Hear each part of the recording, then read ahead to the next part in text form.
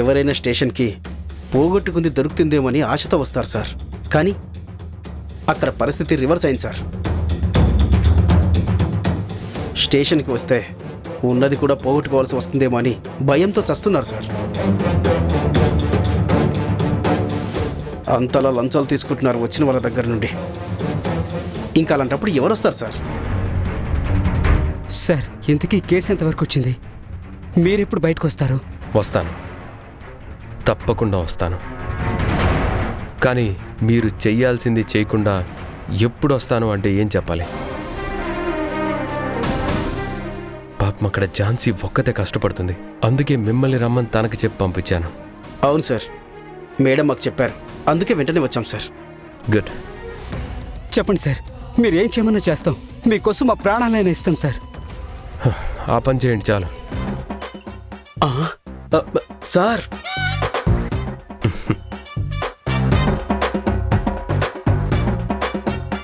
సరే, జోక్స్ పక్కన పెడితే అసలు ఆ రోజు నేను ఛార్జ్ హ్యాండ్ ఓవర్ చేసి వెళ్ళిపోయిన తర్వాత ఏం జరిగిందో తెలుసుకున్నారా? లేదు సార్. మరి అది తెలుసుకోకుండా ప్రాణాలు ఇస్తానని పంచులు ప్రాసులు వేస్తే సరిపోతుందా? Sorry sir.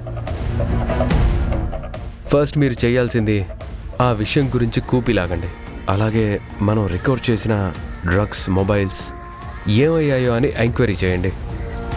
సార్, దాని గురించి ఎవరిని అడిగినా ఎవరు ఏం తెలియదు అంటున్నారు. అందరూ ఆ ఎస్ఐకి భయపడి చస్తున్నారు సార్.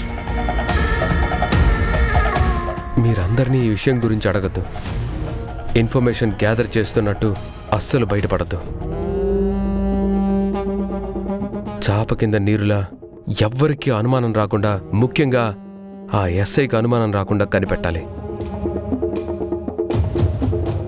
ఈ విషయంలో ఎవరిని నమ్మడానికి లేదు.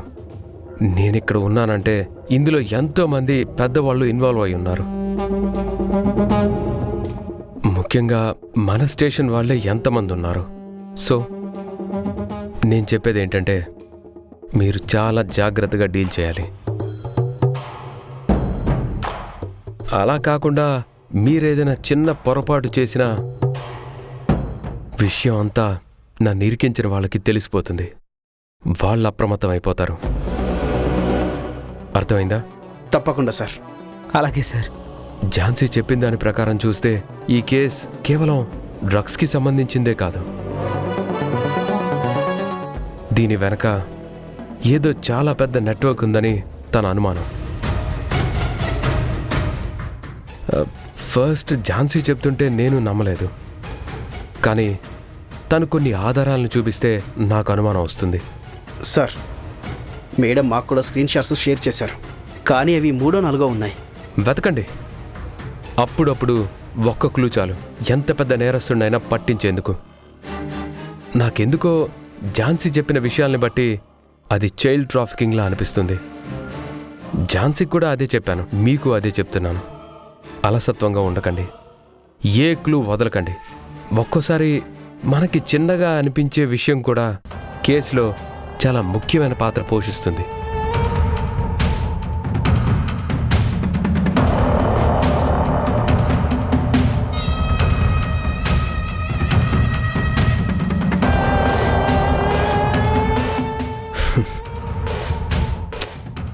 ఇందాకడి నుంచి మనల్ని ఒకడు గమనిస్తున్నాడు.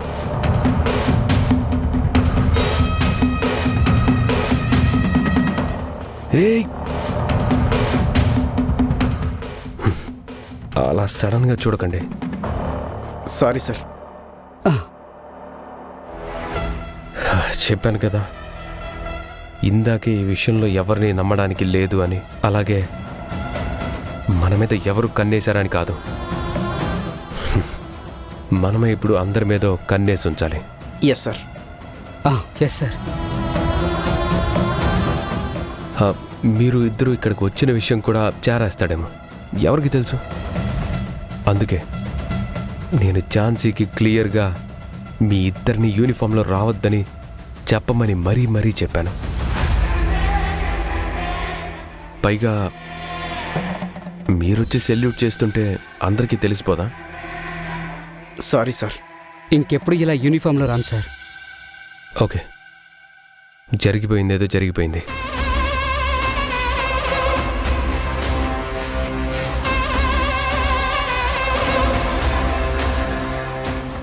వాడి నోరు ఎలా మూయించాలో నాకు తెలుసు, కానీ ముందు మీరు మీ పని మీద ఉండండి. Okay sir. నో, వద్దు. Sorry sir.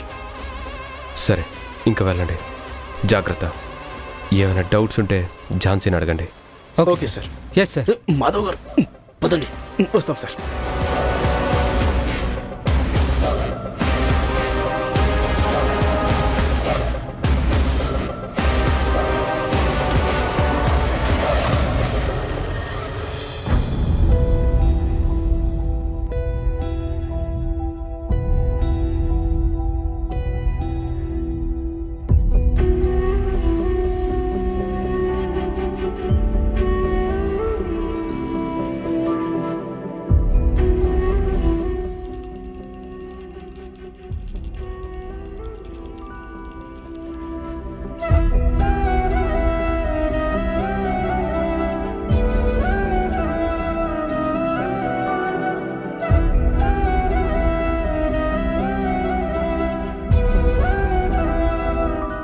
స్వామి, మా వంశీకి జ్వరం త్వరగా తగ్గిపోవాలి.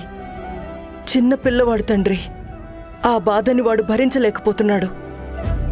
వాడికి ఎటువంటి ఇబ్బంది లేకుండా ఆరోగ్యంతో ఇంటికొచ్చేలా చూడు తండ్రి.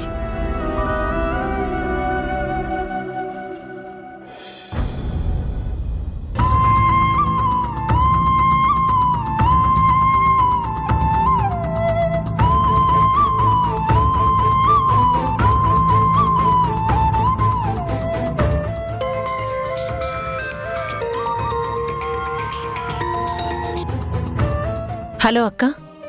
పద్మ, వంశీ ఎలా ఉన్నాడిప్పుడు? డాక్టర్ గారు వచ్చారా? నీరసంగానే ఉన్నాడక్క. పిన్ని పిన్ని అని కలవరిస్తూనే ఉన్నాడు. డాక్టర్ రౌండ్స్కి కూడా వచ్చి వెళ్ళిపోయారు.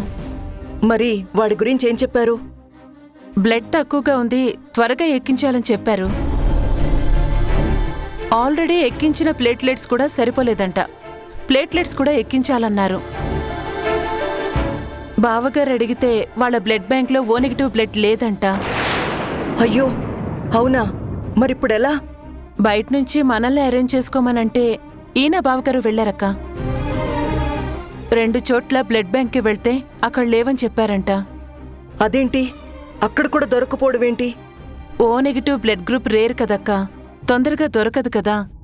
ఇంకా 3-4 గంటల్లో బ్లడ్ ఎక్కించకపోతే సివియర్ డెంగ్యూ వస్తుందని డాక్టర్ చెప్పారు. అందుకే వీళ్ళు హడావిడిగా వేరే బ్లడ్ బ్యాంక్కి వెళ్ళి చూస్తా అని ఇప్పుడే ఫోన్ చేశారక్క. సరే, నేను వాడి క్యారేజ్ తీసుకుని వెంటనే బయలుదేరొస్తాను. సరే అక్క.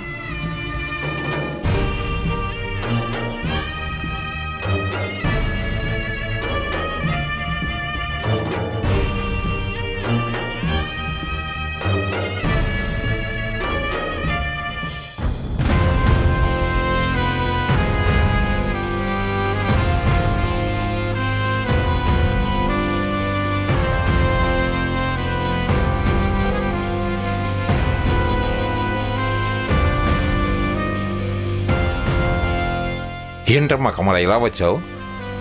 ఏమైనా కావాలా?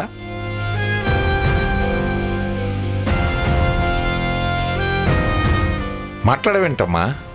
ఏమైనా కావాలా? చెప్పు, పర్వాలేదు. ఏదైనా ఇబ్బంది ఉంటే చెప్పమ్మా. మావయ్య గారు, నేను ఈ ఇంటికొచ్చినప్పటి నుంచి ఏనాడు ఇది కావాలని నేను మిమ్మల్ని అడగలేదు. మీ ఇష్టానికి వ్యతిరేకంగానూ నడవలేదు. మీరు గీసిన గీతని ఎప్పుడూ దాటలేదు. మీ పరువు ప్రతిష్టలకి భంగం కలిగేలా ఎప్పుడూ నడుచుకోలేదు. నేను మిమ్మల్ని నా కన్న తండ్రిలా భావించి మీ మాటే వేదవాక్కులా బతికాను. ఇప్పుడు ఇవన్నీ ఎందుకమ్మా? ఇప్పుడేం జరిగిందని ఇవన్నీ నాకు చెప్తున్నావు? నువ్వెలాంటిదానివో నాకు తెలీదా? ఇదంతా కాదు. నీకేమైనా ఇబ్బంది వచ్చిందా? ఏమైనా డబ్బు కావాలంటే చెప్పమ్మా, ఇస్తాను. ఎంత కావాలో చెప్పు.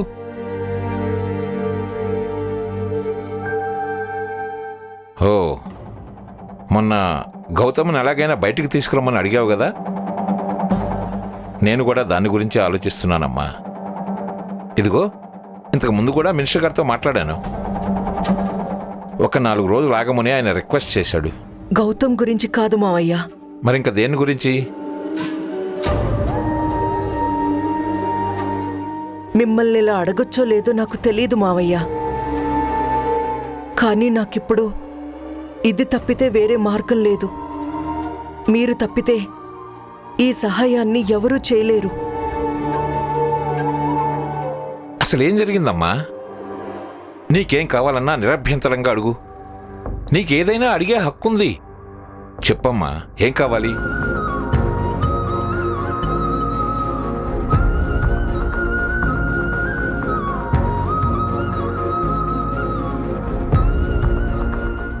మావయ్య, మీరు ఎన్నో ఆర్గనైజేషన్లకు చారిటీ ఇచ్చారు. ఎంతో మంది అనాథలకు మీరు దానం చేశారు. ఎన్నెన్నో సేవా కార్యక్రమాలు చేశారు. తెలిసిన వాళ్ళకి తెలియని వాళ్ళకి ఎందరికో మీరు సహాయం చేశారు. అలాగే వంశీని కూడా వాళ్ళందరిలో ఒకడు అనుకోండి. వాడు మీ మనవడు కాకుండా ఉండి ఎవరో అనామకుడైతే సాయం చేసేవారు కదా మావయ్య. మీ వంశస్థుడు అవ్వడమే వాడు చేసుకున్న తప్పో పాపమో నాకు తెలీదు. కానీ వాడిప్పుడు చాలా క్రిటికల్ కండిషన్లో ఉన్నాడు. నోరు తెరిచి మాట్లాడడం లేదు. ప్లేట్లెట్స్ పడిపోయాయి. డాక్టర్ బ్లడ్ ఎక్కించాలని చెప్పారు. కానీ మ్యాచ్ అయ్యే బ్లడ్ దొరకట్లేదంట. వాడిది మీది ఒకటే రక్తం మావయ్య. మీ బ్లడ్ గ్రూపే వంశీ బ్లడ్ గ్రూప్ కూడా. మీరీ వయసులో బ్లడ్ ఇవ్వచ్చో లేదో నాకు తెలీదు. కానీ ఒకవేళ ఇవ్వచ్చు అంటే మిమ్మల్ని ఒకటి అడుగుతాను మావయ్య. వంశీని బతికించండి. స్టోరేజ్ బ్లడ్ కంటే డైరెక్ట్గా డోనర్ ఇస్తే మంచిదని డాక్టర్ చెప్పారంట. వంశీకి రక్తదానం చేసి వాణ్ణి కాపాడండి మావయ్య.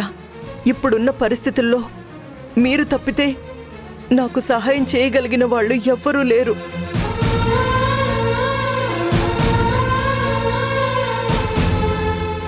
అమ్మా కమలా, ఏంటమ్మా ఇది? ఏం చేస్తున్నావు? ముందు నువ్వు పైకి లేమ్మా. మావయ్య, ఏం కావాలో అడగమన్నారు. అడిగింది చేస్తానన్నారు.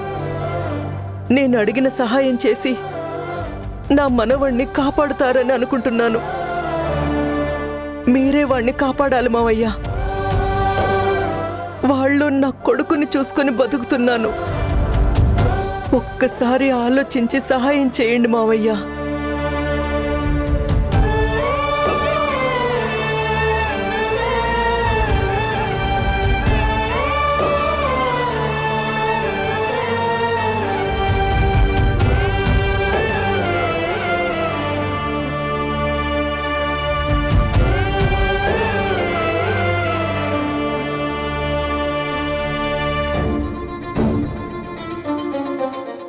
మీరు ఖచ్చితంగా హాస్పిటల్కి వచ్చి వాడికి బ్లడ్ ఇస్తారనే ఆశతో వెళ్తున్నాను మావయ్య.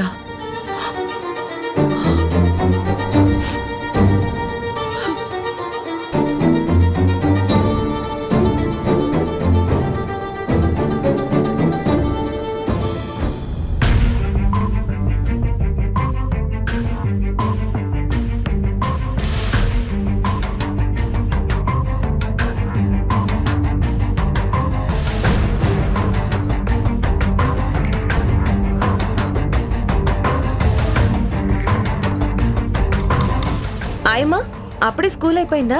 మా స్వీటీ వంశీలు ఇంటికి వెళ్ళిపోయారా? ఏమోనమ్మా, పిల్లలిద్దరూ ఈరోజు కనిపించలేదు. కనిపించలేదా? అదేంటి? అవునమ్మా, కనిపించలేదు. అసలు ఈరోజు వాళ్ళు స్కూల్కే రాలేదు. అదేంటాయమ్మా, ఎందుకు రాలేదు? స్కూల్లో ఏమైనా జరిగిందా? పిల్లల్ని ఎవరైనా ఏమైనా అన్నారా? అదేం కాదమ్మా, బాబుకి మొన్న వాంతులయ్యాయి, నీరసంగా కనబడ్డాడమ్మా. అప్పటి నుండి పిల్లలిద్దరూ స్కూల్కి రావడం లేదు. అవునా?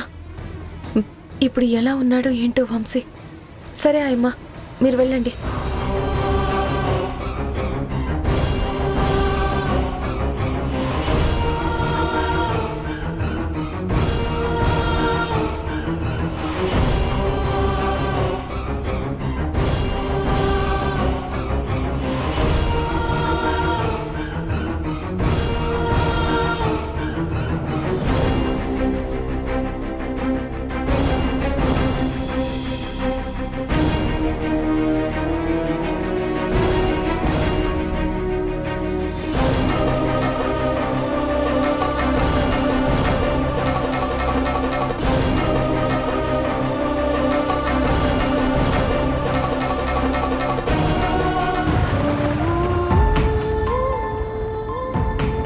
పద్మా, ఎలా ఉంది వాడికి?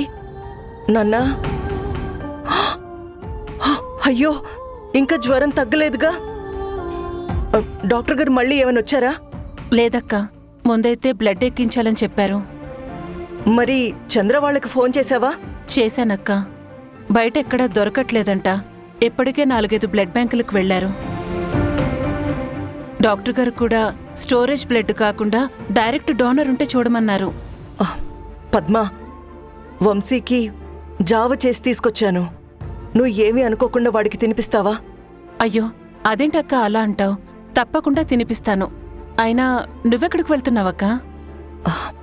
పద్మ, నువ్వు ఇప్పుడేమీ అడక్కు. మీ బావగారు అడిగితే పక్కనే ఉన్న గుడికి వెళ్ళానని చెప్పు. సరే అక్క.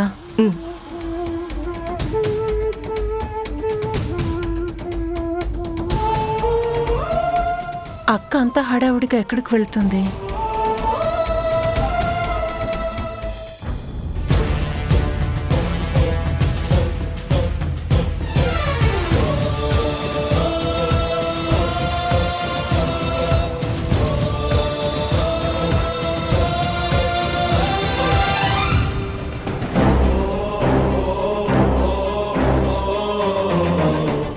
తెలిసిన వాళ్ళకి తెలియని వాళ్ళకి ఎందరికో మీరు సహాయం చేశారు. వాడు మీ మనవడు కాకుండా ఉండి ఎవరో అనామకుడైతే సాయం చేసేవారు కదా మావయ్య.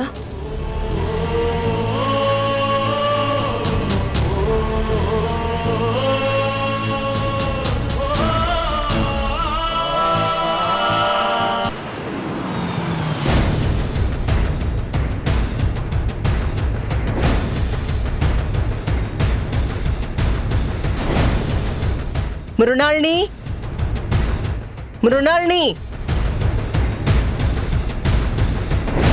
మృణాల్ని, మృణాల్ని, మృణాల్ని, మృణాల్ని,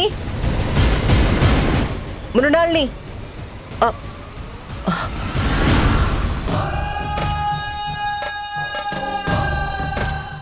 మృణాల్ని,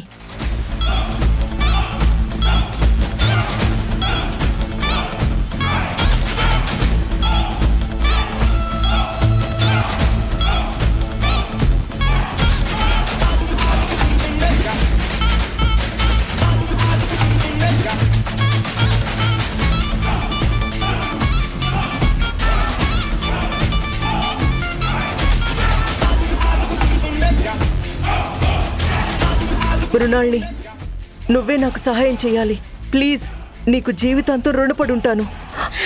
వదినా, అసలేమైందో చెప్పు. వంశీకి డెంగ్యూ వచ్చింది. ప్లేట్లెట్స్ ఏవో ఎక్కిస్తున్నారు. బ్లడ్ కూడా చాలా తక్కువగా ఉందంట. O- గ్రూప్ బ్లడ్ కావాలి. అలాగే ఫ్రెష్ బ్లడ్ సెల్స్ కోసం మీ అన్నయ్య చంద్ర తిరుగుతూ ఉన్నారు. కానీ అవి ఎక్కడ దొరకడం లేదు. మన ఇంట్లో మావయ్య గారిది కాకుండా ఆ బ్లడ్ గ్రూప్ నీకు మాత్రమే ఉంది. నా మనవడికి రక్తదానం చేసి ఎలాగైనా రక్షించు మృణాల్ని. ప్లీజ్ వాణ్ణి హాస్పిటల్ బెడ్ మీద అలా చూస్తుంటే నా కడుపు తరుక్కుపోతుంది.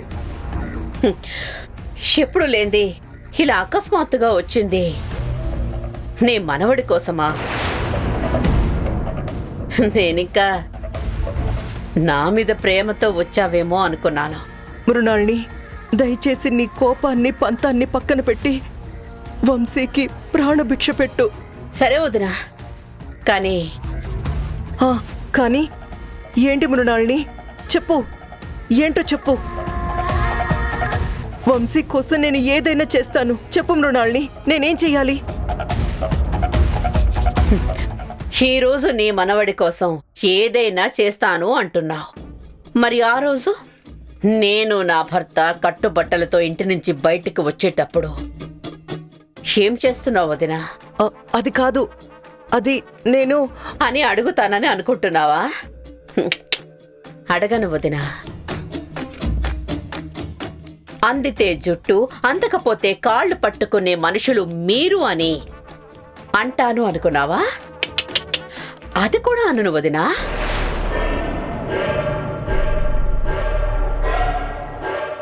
ఇదంతా కాకపోతే నా మొగుడు మీద చెయ్యెత్తిన నీ మొగుడు వచ్చి నా కాళ్ళు పట్టుకుంటేనే వస్తాను అని అంటాననుకున్నావా వదినా? అలా సస్సేమిరా అనను వదినా. మృణాల్ని, నువ్వు ఏదన్నా పర్వాలేదు. నన్ను ఎంత తిట్టినా, ఎంత అవమానించినా పడ్డానికి నేను సిద్ధంగానే ఉన్నాను. కానీ నా మీద, మీ అన్నయ్య మీదున్న కోపాన్ని ఆ పసివాడి మీద చూపించి వాడి ప్రాణాలు ప్రమాదంలో పడేయొద్దు. వాడికి ఏదైనా జరిగితే తట్టుకునే శక్తి ఈ గుండెకు లేదు. నువ్వు ఏం చెప్పినా చేయడానికి నేను రెడీగా ఉన్నాను.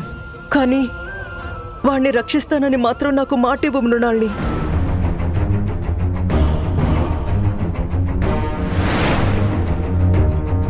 ఆ ఝాన్సీ నా మీద ప్రతిసారి గెలుస్తోంది. కానీ ఈసారి దాని అక్క కొడుక్కి రక్తదానం చేసి నేను గెలుస్తాను. పిల్లలు 2 days నుంచి స్కూల్కి రావట్లేదని, వంశీకి వామిటింగ్స్ అని చెప్పింది. నాకు కంగారుగా ఉంది రాణి. అవునా? ఏం కాదులే అక్క. ఏమండి, ఇప్పుడు ఎలా ఉంది వాడికి? బాగుంది కమలా, ఇప్పుడే బ్లడ్ ఎక్కిస్తున్నారు. బ్లడ్